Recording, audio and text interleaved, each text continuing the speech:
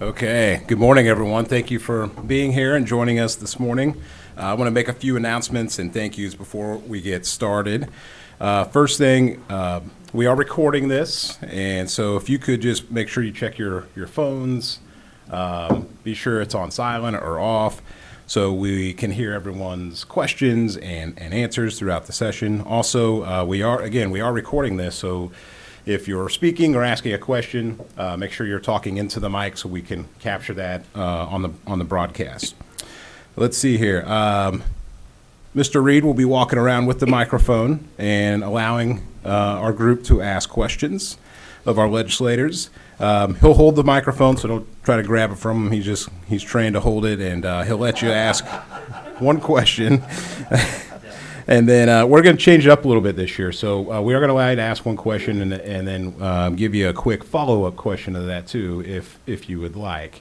Please be timely with your questions. If you go on too long, I'll nudge you a little bit to make sure we get the question asked to our legislators. Just for the sake of time, we only have about 60 minutes together, so we want to make sure everyone gets a chance to ask their question. And make sure they are questions and not statements, so we'll get the most out of this morning together. I want to thank our sponsors. First, the Ottawa Area Chamber of Commerce Legislative Action Committee, Franklin County Farm Bureau Association, KOFO, and AT&T. And then our platinum sponsors are Price Chopper, Calmar Ottawa, Advent Health Ottawa, Kansas State Bank, Ottawa University, and Keith King State Farm Insurance. So let's get started. So thank you both for being here. Why don't you start by just telling us a little about what you're working on right now, or any updates you'd like everyone to hear about what's going on with the State House right now. So Mr. Moe, why don't you start, and then Ms. Tyson, I'll let you go afterwards. Thanks, everybody, for being here today. I appreciate that you guys show up for these. These are important, and I value my time with you guys. My granddaughters back here, this is their first one of these. Together we have 6 grandkids, but these are the twins. So if you hear some noise in the back, that would be why. They're spending time with Grandma and Papa today.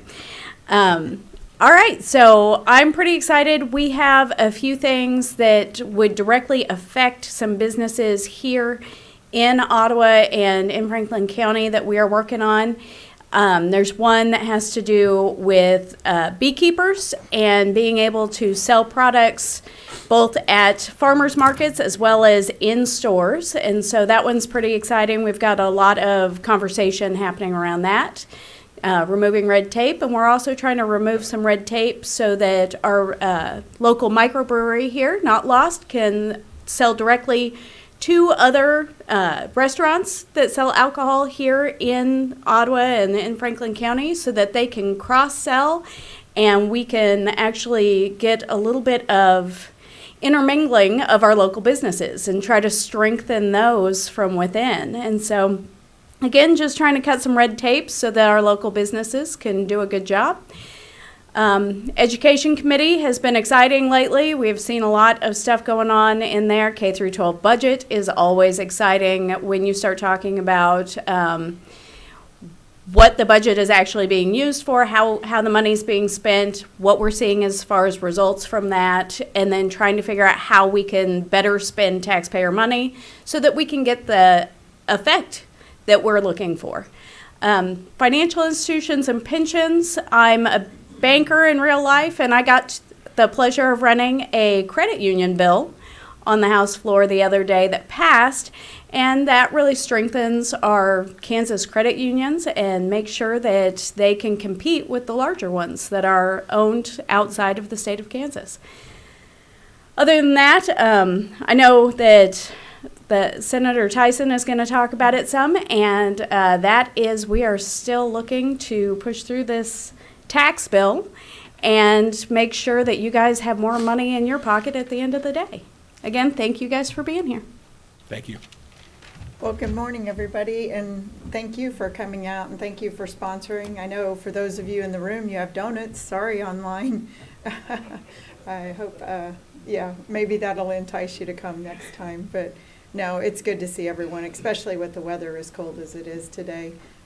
Karen Tyson, I represent the 12th Senate District. It's Franklin, Anderson, Allen, Glenn, Northern, Bourbon, Southern Miami. Next year, I am running for reelection. That district will change. It will no longer include Ottawa, but the rest of Franklin County. Then Anderson, Allen, Coffee, Wilson, Woodson, more of Miami, all the way including Paola, and Lynn County. So it is a big change for the district. But I look forward to your questions today. Glad you came out. Yes, we are working on tax. It's quite the issue this day, and it should be. There's over $3 billion in the state coffers, and it needs to be returned to the taxpayers. We've had good legislation that the legislature passed. The governor vetoed it. She used the same words that she used, or same reasons, to veto tax legislation in 2021. And what is interesting, she said it would break the state, it was experimental, it would take us back to Brownback, you know, fiscally irresponsible, reckless is the word she uses. Well, we overrode the veto. And guess what? We've got even more money in the coffers, and we need to return to the taxpayers. Over $3 billion in the bank. So she used similar words. She said it was reckless, experimental. That's not even close to accurate. There's over 13 states, if you just count a single rate. Currently, there's 12 to 13 states that are at single rates. If you add all the zero rate as single rate also, there's 24 states. And North Dakota is looking to go to a single rate. So there's more states that are going this way too. So it is not reckless. It is not experimental. In fact, Colorado is at a single rate. They have a Democrat governor and a Democrat legislator. And they're at 4.4 with their single rate, and they're looking to go to 4.0. So it's not a partisan issue by any means. We cannot figure out why the governor has dug in and is against this policy, especially when the lowest income earners in Kansas, over 341,000, will be paying zero income tax with this policy. They've thrown out adages that it helps the rich. Yes, it is an income tax cut for the higher bracket too, but it helps more low income earners. So it's not reckless, it's not experimental, it will not break the bank with over $3 billion in the coffers. It just makes good sense. And it has something that we haven't done in tax policy before. It has 3 inflation busters in it. So we all know that inflation is continuing, even though the reports are that we don't have inflation, we all know we're paying more for food and fuel and other products that they don't use to consider in the inflation equation. But we do have those built in so that in the future, as prices increase, that it will decrease your tax obligation in Kansas. And I can go over why that works. It's, you know, you just have to do the math, because as inflation increases, we collect more taxes. The state and local governments collect more taxes because you're paying more on the products. So you pay more percentage because you pay a percentage of sales tax. So therefore, the state coffers keep growing. So why not return that money back to the constituents? The other thing we're working on, and quite disappointingly, the Senate debated it Thursday on the floor.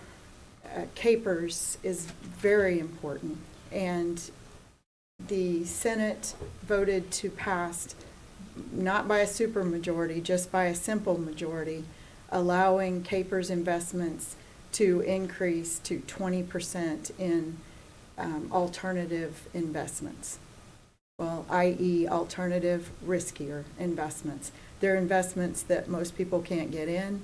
You've got to have certain certain requirements to be able to invest in them, and they're less flexible if you need to pull out of them. So why would we increase the risk of KPERS investments to alternative investments is beyond me. There was an amendment on the floor, and I think that's why it passed. Currently, we're at 15% of KPERS investments can be in those vehicles.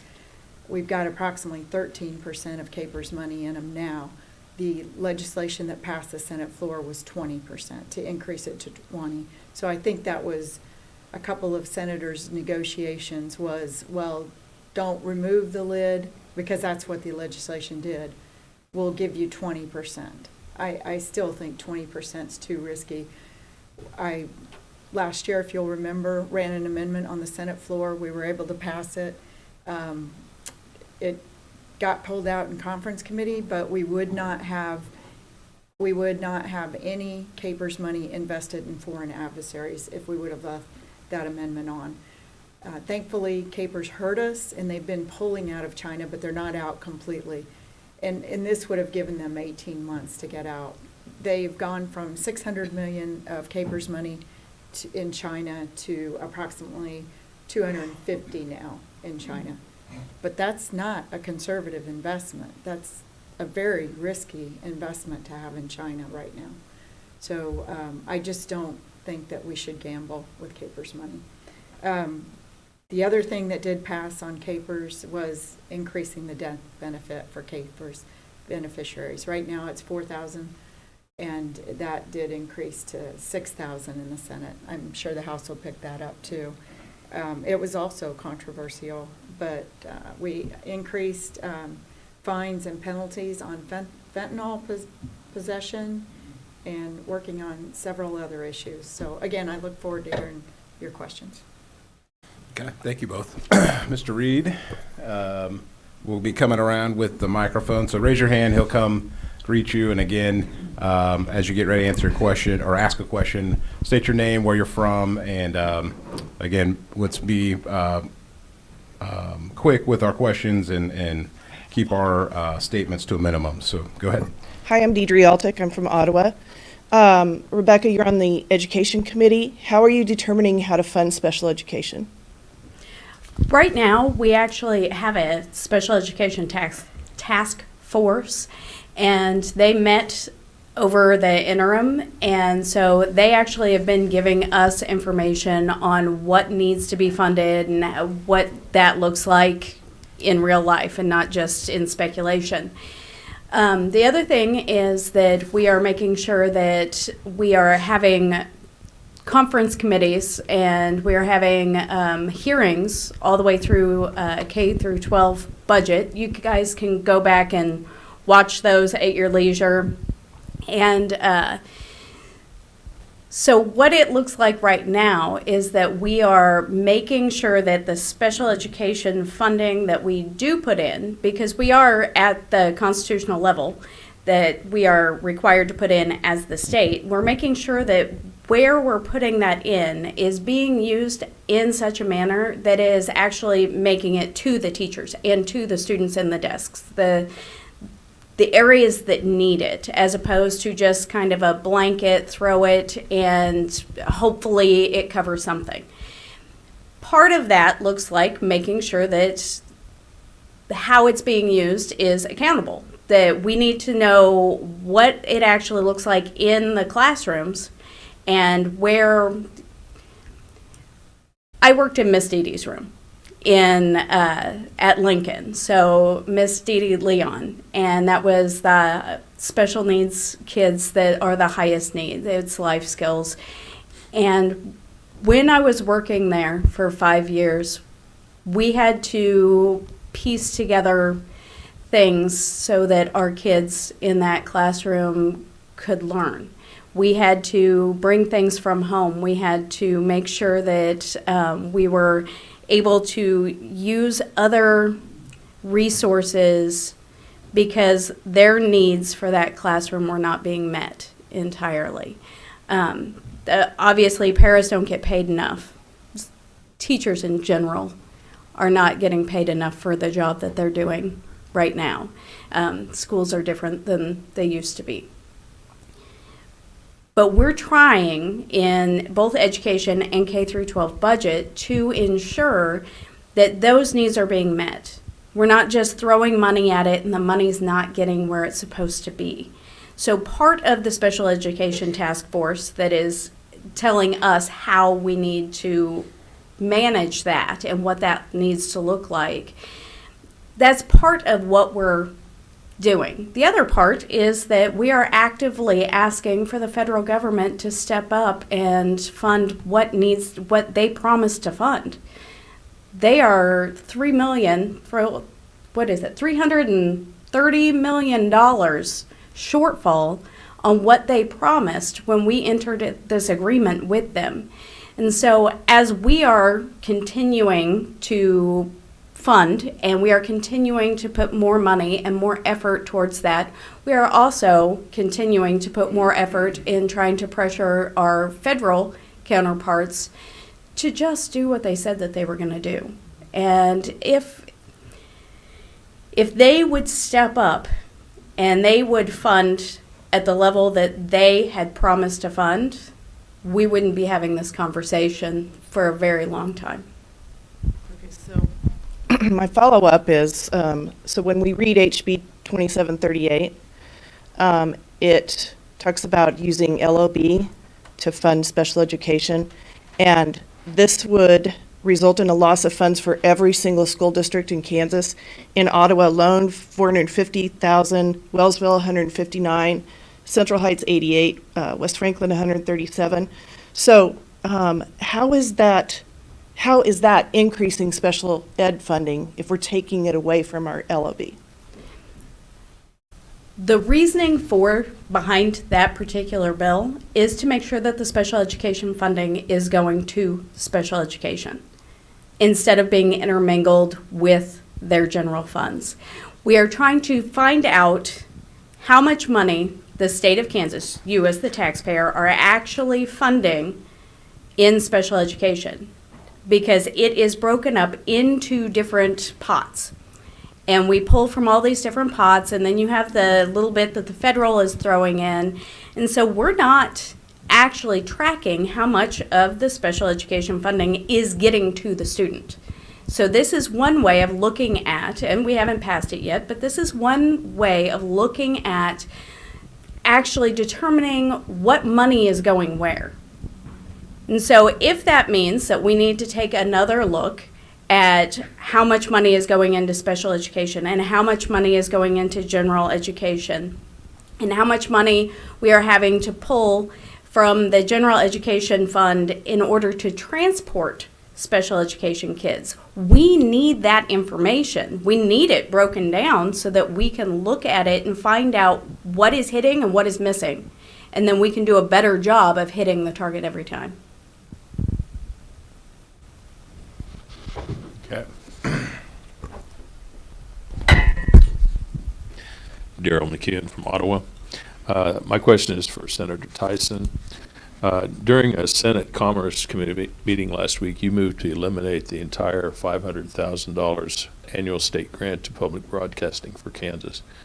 That motion was defeated, so you made a second motion calling for a $50,000 cut. That motion was, it came to a 4-4 tie, but it was passed through the vote of the chair, Renee Erickson. You made your motions based on a show on public television that was critical of Senator Erickson. You said, and I quote, "I don't think we can tolerate it, and the way we get the message to them is by impacting their purse. That's what the legislature does. We have the hammer, and I'm going to swing this hammer in a large way." This Wednesday, the Senate Ways and Means Committee rescinded the 10% cut, and a member of your own party, Senator Carolyn McGinn, wanted to increase spending, saying, "I hate to see us cut public broadcasting because of hearsay." There, I'll need to ask a question, please. Yes, okay. So my question is, what exactly was the PBS show that you were so upset with? And what exactly did they say to offend you?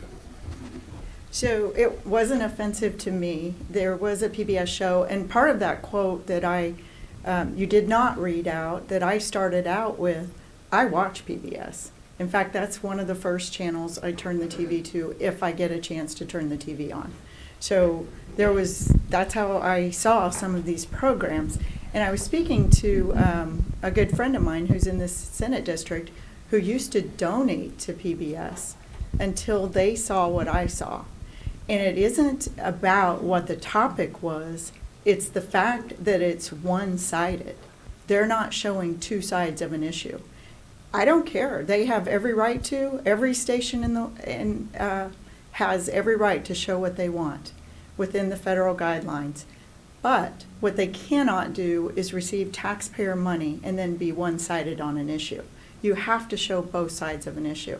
And people say, well, you don't do that. No, I most certainly do. In fact, if you want to go look at our Facebook page right now, I posted a graphic that demonstrates on the tax bills, it lists the legislature's tax bills and it lists the governor's. And it tells you what's in both of them. And it says, which one would you choose? And it spells it out completely. And that's all I'm asking for, is for fairness and accuracy. We have to show both sides of an issue, especially if you're receiving taxpayer dollars. Okay. And it didn't cut their funding. In fact, I told the gentleman, their funding has been put back in, it's been reinstated. You can donate to PBS. I spoke to the president of PBS. We had a great conversation. She understands where I was coming from. If you receive taxpayer dollars, there have to be certain guidelines within. I mean, that's just the way it is. And so they can turn off those, they can not accept those dollars and show whatever programs they want. But if you're going to show a one-sided program, you need to show something that's equal. Even the national stations have to do that, especially during a campaign. They have to give both candidates equal time, equal airway. That's all I'm asking for, is on their political positions that they give equal time to both sides. Okay, well, the show that, you're not mentioning the show that you saw, so I'm going to tell you what was reported in the Kansas Reflector. It was a show that was called No Place Like Home, The Struggle Against Hate I in never Kansas. said that in committee. I never I know you stated didn't. that. I know, They're but just if- assuming that. Okay. So this is a debate, again. I love it. We've turned our coffees into debates. But I do want to hear how you feel. I've had a lot of people contact me on both sides of the issue, coincidentally. I've had several say, well, thank you. Somebody finally needed to do something to make them accountable. And then I've had others say, how could you touch PBS? They're one of the best stations on the air. So I hear both sides. I understand it. I made my point, and it's public now. People can see that, and hopefully PBS will show both sides of every issue.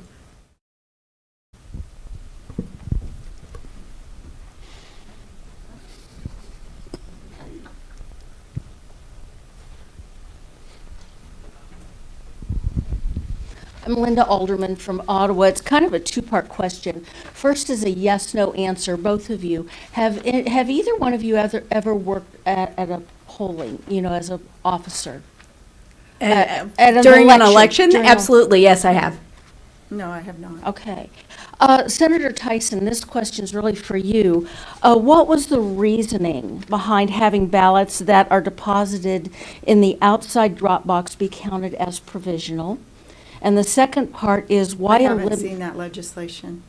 you were tied to that How? in information that was printed out for Senate bills. No, I've seen a lot of that inaccurate information printed here. In fact, even the committees that I'm on, so I'm not sure where your source is.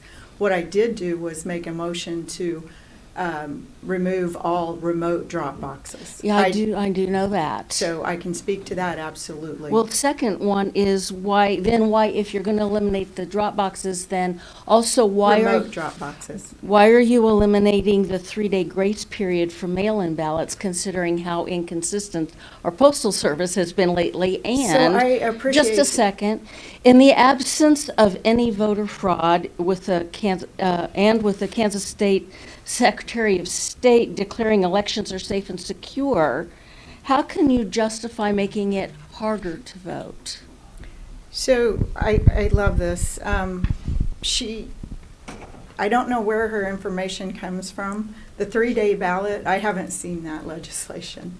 I think what she is referring to is legislation that is in the Fed and State Committee. Am I correct? I should have brought my sheet.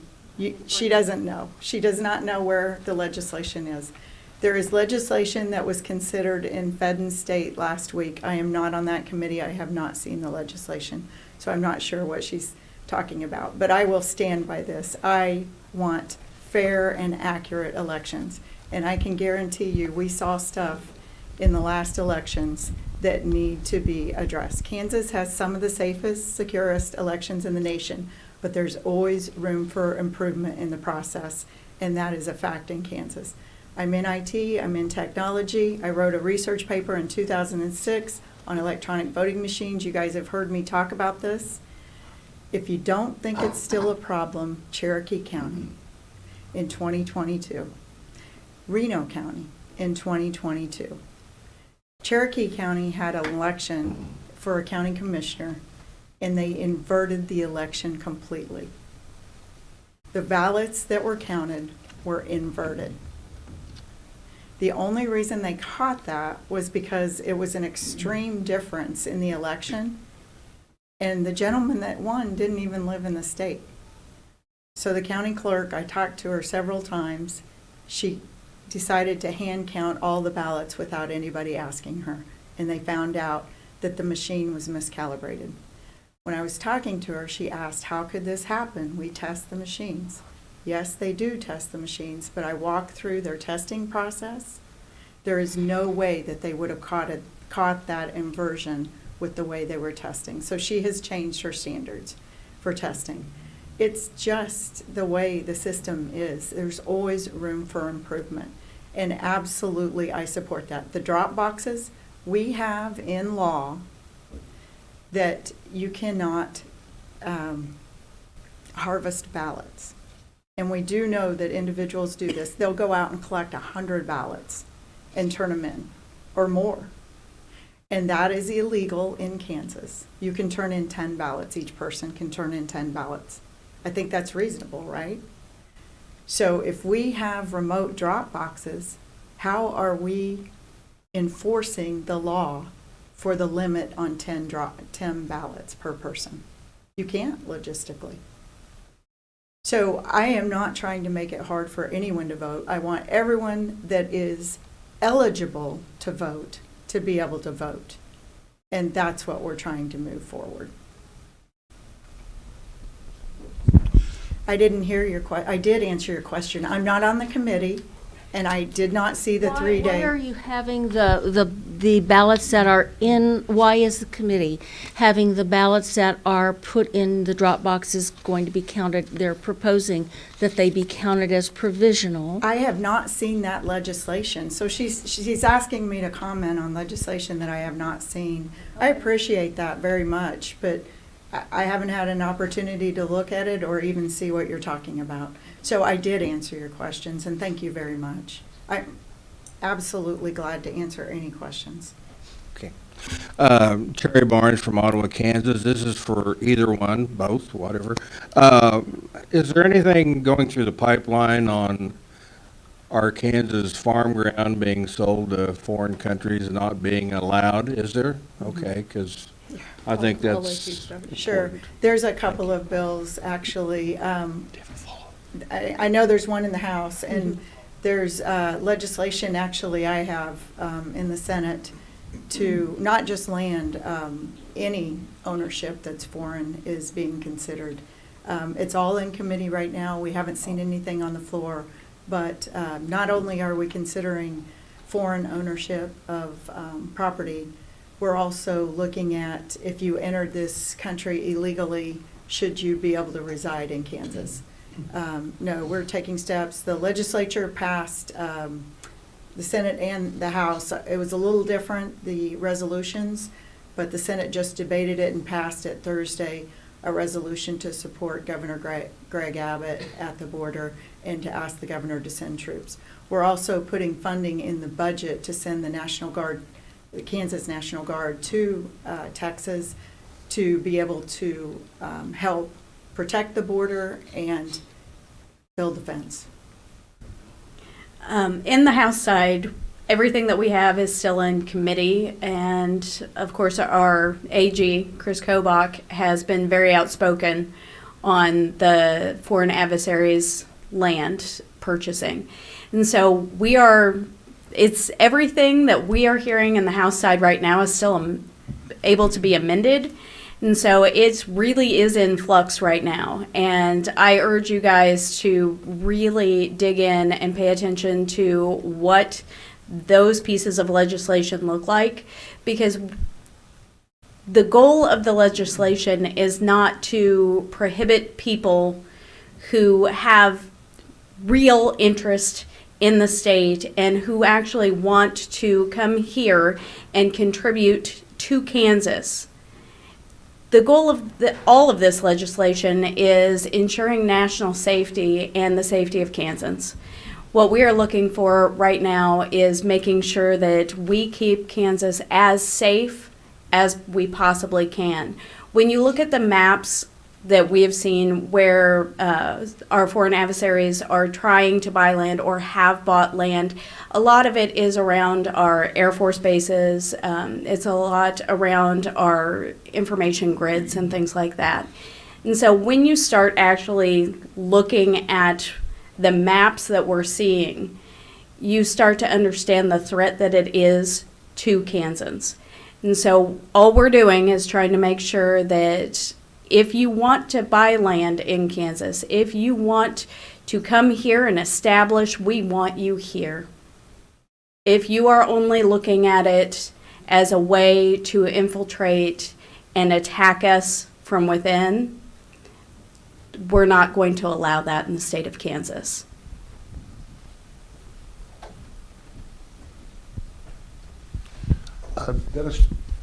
Dennis George, Ottawa, Kansas. On the tax issue, Senator Tyson, you've been running that bill very well. We've got Friday, I believe, is the deadline for the House to act on a review. 3 days. So where are we at in that status? And again, as we look at moving forward, I've been hearing as we move forward with budget, there might be a movement to pass a budget, then sign and die. So that disturbs me a little bit. Should. So how are we moving on the tax issues to get it settled? I know the House has to act. Could you explain some strategies, and is there enough, or will we start all over again? Sure. So we've been assured, I don't know, by leadership that this is the tax plan. This is it. So there won't be another tax bill. And I wouldn't be surprised if that is accurate, because we've heard rumblings as quickly as April 6th or 7th that they may shut down session. And your concerns are my concerns. That is not how this process is supposed to work. And very disappointingly last year, they gavelled out, made sine die the last day of veto session. So there was no chance for veto overrides or anything. Disappointingly, it's just, I don't set the calendar. If I did, we would be up there quite a bit longer. In fact, that's another issue I'll bring up, the pays for legislators. You know, I've been fighting against that increase, especially if you're not going to be in the Capitol. You sure don't need that pay increase. But the tax policy, we're close on the votes, very close. The House has had a few people sick. And so they've had COVID and the flu going through their chamber. We appreciate and enjoy and are good friends with our colleagues in the House, but we don't want to catch any of that. So it makes it difficult. The votes are within a few votes. And I don't think that, it's really tough because they're making this a partisan issue, and it's not a partisan issue. It is really not. Myself and the chairman from the House, Adam Smith, we've worked very hard. And, leadership had their hands on it too. It's not the bill we would have put together completely, but it is good tax policy. We do have some concerns over the food going to zero April 1st. That is in the legislation. And just out of a logistical sense. Businesses need to know now if we're going to get that passed or not, because they need to start making changes for it. It's not just, oh yeah, we pass it and it automatically happens. homeowners, tax relief in there for homeowners that we need to get. I mean, that's the biggest issue that we hear. And the governor's bill has the 100,000 exemption, what we have, but ours goes a little bit further. It puts in that inflationary factor, which is what we had in legislation. We passed that in 2022. That, or 2020, yeah, it was 2022. We increased the exemption from 20K to 40K, and we put the inflationary factor in there. Well, we put the 100K exemption in and left the inflationary factor, but the governor does not. Her language would take us back to just $100,000 subtraction on the 20 mil that you pay. It's not on all your property taxes. I want to be clear about that. It's just on the K through 12, the 20 mil that the state obligates. So, and the schools are held harmless. That difference is made up in the budget. So I don't know what the strategy is going to be. I know I'm pushing for expansion of the property tax freeze for seniors and disabled veterans. We had that in CCR 8 last year. It got vetoed, and disappointingly, we're gonna try again. We tried to pass it out of committee. There's one gentleman on the committee that hates the legislation. He's 30 years old, and I don't know, he just doesn't like it. So he ran an amendment to exempt all individuals that are under a certain income in the state. Well, the fiscal note just blows up. And it is, you do pay these taxes locally, but the Constitution says you can't pick and choose groups to not pay taxes. So the way that this works is you pay your property taxes and then you apply to the state for a freeze, and the state sends you a rebate of the difference. And so the state is picking up the tab on the fiscal note on it. So you continue to still grow local government while you're state. It's like I've said, it's a Band-Aid, it's not a fix. We need to continue to look for that fix because so many people are being taxed out of their homes. We do have the constitutional amendment that we passed in the Senate that would limit the taxable valuations each year to increase only 4% a year, and that would be on all property. I think that would help the situation that we're in. I'm not sure where, the House hasn't had a hearing on it yet. We're hopeful that they will. We're hopeful they'll pass it, because if they do, it will be on the ballot. It's up to the voters to decide whether they want that or not. I think it's good policy. I know we did have, in fact, it was kind of interesting who showed up to testify on it. We had tax legislation that if the local government gives a property tax abatement to a business or anyone, then they have to stay revenue neutral for 1 year, meaning they cannot increase or collect more in property taxes than they did the previous year. If they're giving, I'll give you an example. Johnson County gave a $34 million tax abatement to a Chinese company. And then they turned around and increased everyone's property taxes a considerable amount. So why are you giving the abatement to one company and not keeping it neutral for everyone? So the bill is controversial. Local governments came out against it in a big way, but we did have an individual taxpayer that came. We had lobbyists that came. I mean, it does make sense. It's just 1 year.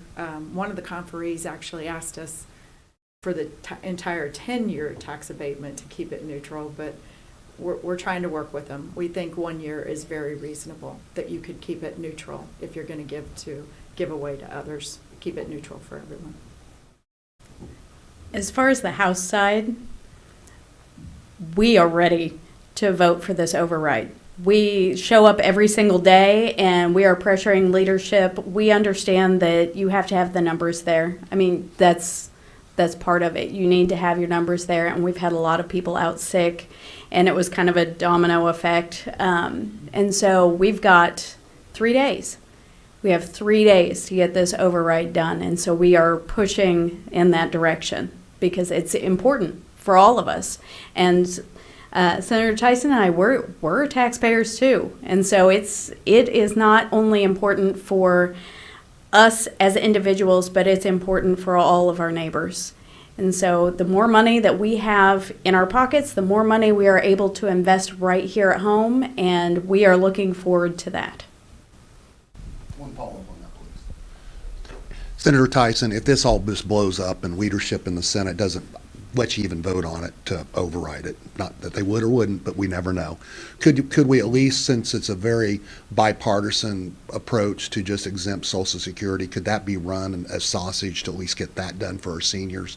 When we look at the cost of our property taxes, our insurances, our deductibles, our co's, our pharmaceuticals, that would be one big gesture to recognize our senior citizens that are on Social Security, because I see a lot of, even my friends have bought houses in Florida, and so from the great state of Kansas. So I'm just saying, I know it's a political year.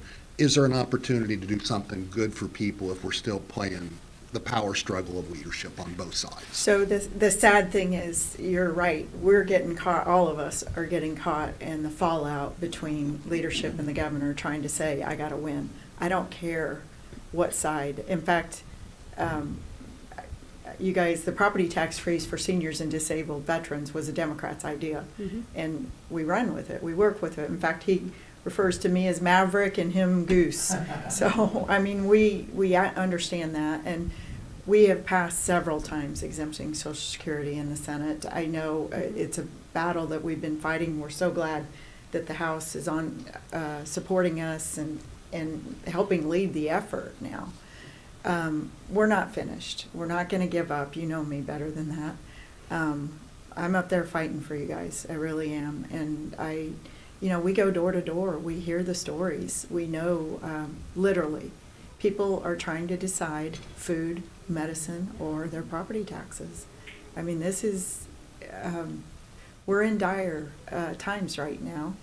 And I just know that every dime, every dollar matters. And this policy, I really, they're saying it's reckless. How would it be reckless in that many other states if they're doing it? I mean, how is that considered reckless? This could be a bipartisan kumbaya moment for all of us. And the governor said that if we don't pass tax legislation, she'll bring the legislature back. Bravo. Yeah. I'm all for that. Her and I don't agree all the time, but there are many things that we do agree on. And so let's work from there and get it passed. Mm-hmm. Can I ask another question that's a different topic? As long as we don't have it. So I've read about the flat tax, but I haven't researched it. So hopefully this is a not dumb question. How does that affect our local governments, the money that they get, the city and county and stuff like that? Sure, and no question is a dumb question, you guys. That's how I was raised. Thankfully, my teachers believed it. And I'm such a stickler. I know they are calling it the flat tax. The governor and others are. But if you look up the definition of flat tax is a single rate that everyone pays with no exemptions, no deductions. Okay, that's not what's being proposed in Kansas, and that is not what any state has except for zero state income tax. So it is a single rate. Some are calling it a dual rate, because what we did in order to make it work, we did not want this to be a tax increase for anyone, okay? So we had to create a subtraction on the low income and the middle income so that it would not be an increase for them. And that's what brings us to the 341,000 not paying state income tax. Yes, it is the rich will go from 5.7 to 5.25, but I guarantee you most of those guys are probably sheltering their money and paying in other states anyway. They are in zero income state tax states. But so 341,000, to me, that's a big number that will be at zero state income tax.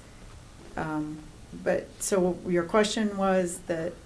How does it affect how will that affect our local governments, the amount of money that our local governments get? So the local governments will not be impacted by this.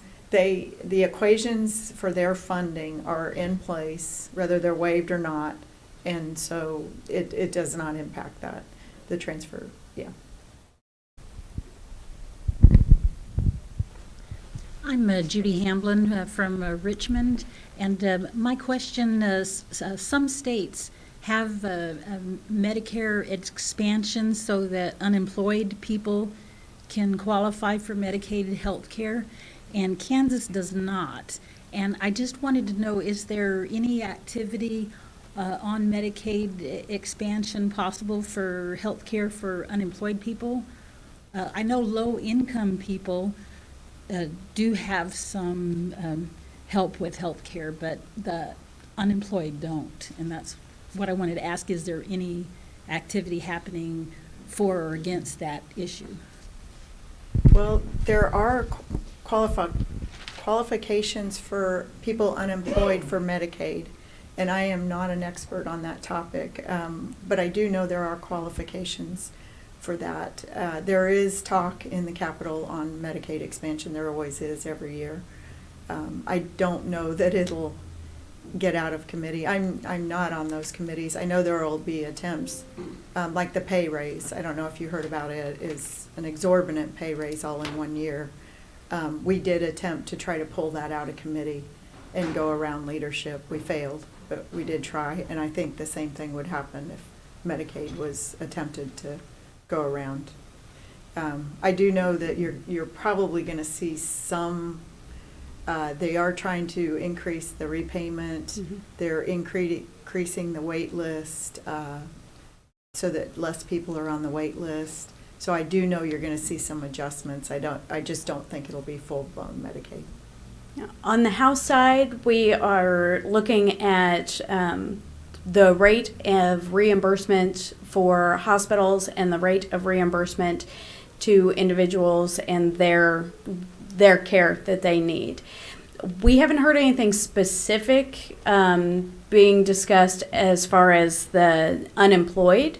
What I do know is that we are constantly on the House side having discussions on how we can, whether it's Medicaid or whether it's looking at different avenues, what we can do to help all the individuals who are in need of care, and having to have that very real discussion. Can I afford?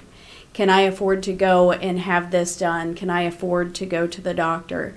And so we are looking outside the box all the time, trying to find new ways of making sure that everyone in the state can afford care, whether it's through Medicaid or not.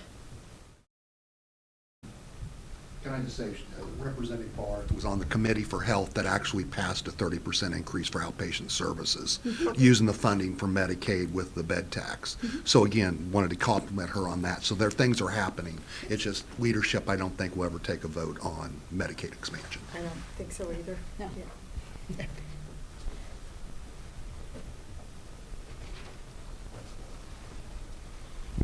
Hi, I'm Susan Hughes from here in Ottawa. I was just wondering, Senator Tyson, on this, you were trying to do the one tax rate. How much would that actually affect how much is in the state's coffers if that was passed? So I don't remember specifically that single item. I think I'll have to pull that up, but I do know removing the Social Security, state income tax on Social Security is the second biggest item in that bill, and then everything combined, it was approximately $350 million to start out with, and then $400 million the next year. But the Social Security was about $128 million, because what we're talking about, since the governor says it's going to wreck the state, we don't believe it will. We know it won't, actually. What they're talking about is going back to what the House we had negotiated before on Social Security. So exempt $100,000 and then increase it. Well, the last number I heard was so we would have it gone in 4 years. That would drastically bring down the fiscal note, probably about $32 million instead of the $128 a year. And so that would help ease people's minds on that fiscal note. The single rate, though, it's I don't remember the specific number off the top of my head, and I'd hate to say, but together it's about 350 the first year, and then 400 million on out, over maybe 425. So.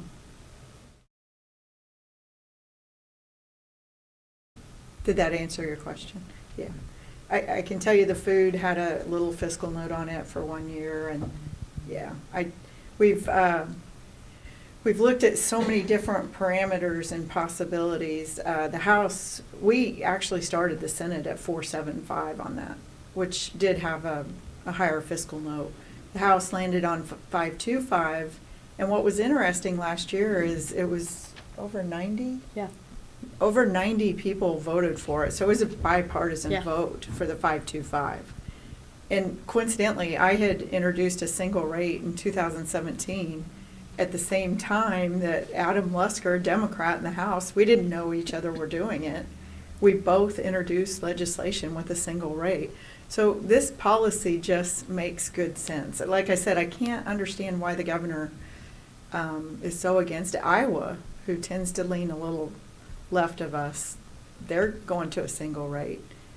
They may already be there, but yeah. I have a question that was submitted by email, if you don't mind. And this, Representative Schmoy, this might be more related to you. It's HB 2677.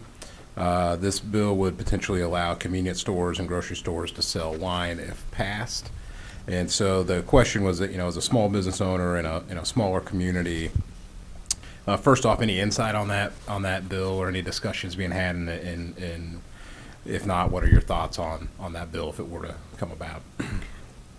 I haven't read the actual bill, so I don't have any definitive. I'm not sure. It would have to go through Fed and State, and I don't sit on that committee.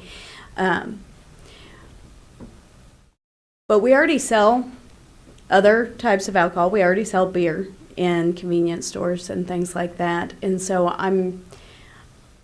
without having read the actual legislation, I'm not opposed at all to opening that up and being able to sell other types of alcohol so long as it all is treated the same.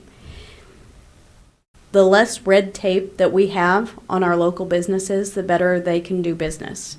And what I'm ultimately interested in is them doing good business here in our community. As far as the other side that you would probably hear, and that we don't need to add more opportunities to buy alcohol. We already have those opportunities for people to buy alcohol, and I always land on the side of personal responsibility. And if you know of somebody that has a drinking problem, I urge you to encourage them to seek help. And so less red tape, more personal responsibility is always where I'm going to land. So I have the number for her on the Okay. fiscal note. Okay, so the first year in 2025, it'd be 91 million. The second year, 306 million, and the third year, 309 million for the single rate. Yeah, and the fiscal note on the entire package was 25 million in 24, 448 million, so I was a little low on 25, and then it goes up from there. So, yeah. And the major increase that's going up on it is the, well, it's 469 million out of the state general fund, but yeah. The main thing is the Social Security and that single rate.